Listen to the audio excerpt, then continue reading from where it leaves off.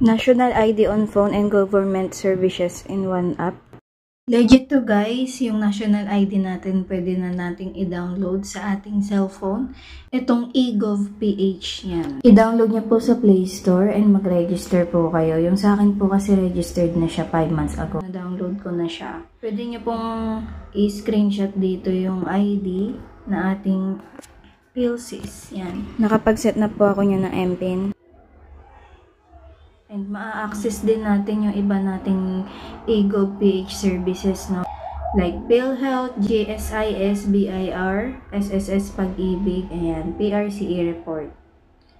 Yan. And ito po yung pipindutin nyo para ma-view nyo po yung inyong national ID.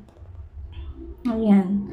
Pwede nyo po yan screenshot, no? And syempre po, no, para ma-access nyo po yung other government services, no, ilalagin nyo po siya dito, gaya ng akin, ito PhilHealth and SSS.